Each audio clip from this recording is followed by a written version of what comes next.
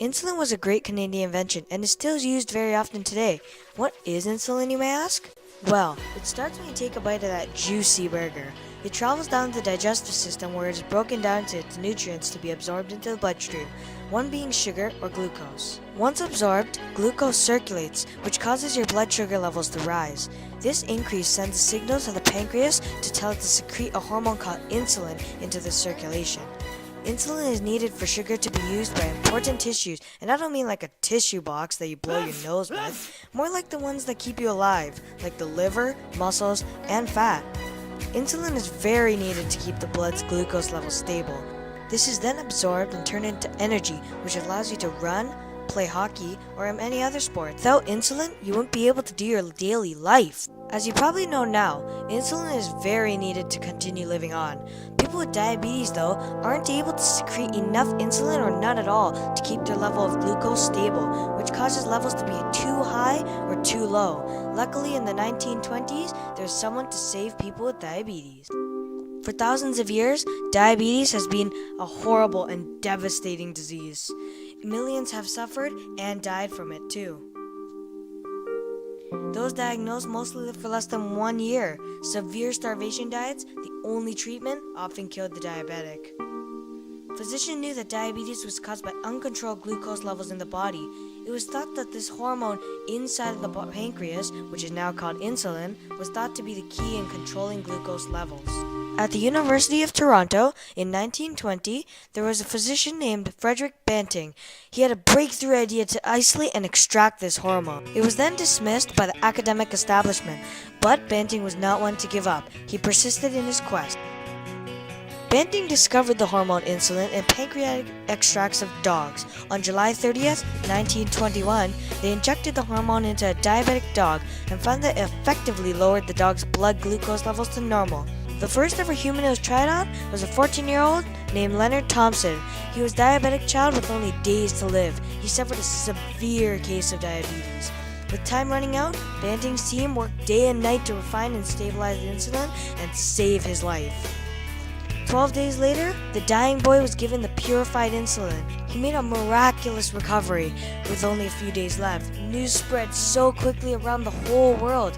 Many people really wanted to be tested and treated.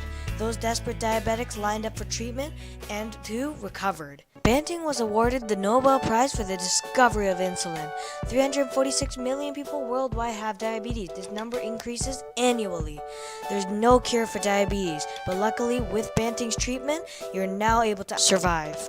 Frederick Banting was born on the 14th of November in 1891 in Alliston, Ontario. He died on the 21st of February, 1941, near Musgrave Harbour, Newfoundland. Banting was also an accomplished amateur painter with links to A.Y. Jackson and the Group of Seven. After failing the first year of general arts course, he shifted focus and was allowed to enroll in the Faculty of Medicine, where admission standards were not as high as they are now. He had graduated early in 1916 due to the war and the urgency of doctors needed in the war. In the summer of 1918, Banting was sent to France as a battalion medical officer. He saw heavy action in the last great battles of the war until being wounded by a shrapnel in Cambrai in September. Captain Banting also spent his time in England recovering. He was awarded the Military Cross for his valor under fire and returned to Canada in 1919. When he discovered insulin, he had also become the youngest Nobel Prize winner in medicine.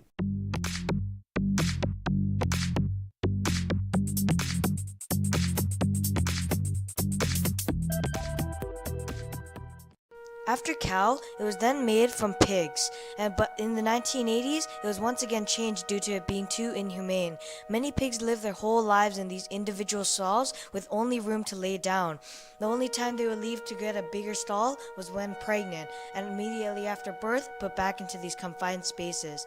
So when 3 years old, they would be sent for slaughter, and the meat would be used for food, and the pancreas would have been sent to make insulin. This is why we make it a more humane way out of bacteria or yeast. Insulin is fairly easy to use. You measure the amount of insulin needed for what you're about to eat, prep your pen to set on the instructions for that all are different. Then enter the insulin dosage needed for what you're about to eat into your pen. No, not that pen, this pen. Then finally, inject and then enjoy your delicious food. This invention is important to Canadians and the world because without it, millions would have died and will still die annually. It has changed our lives for the better because now we can interact with people that would have been dead from diabetes. Also, people with diabetes have a chance at life again and can do things that any other person can do. Insulin had negative effects like the slaughter of pigs, but luckily now that it's made from bacteria and yeast, it has not had any negative effects yet. That's all, folks.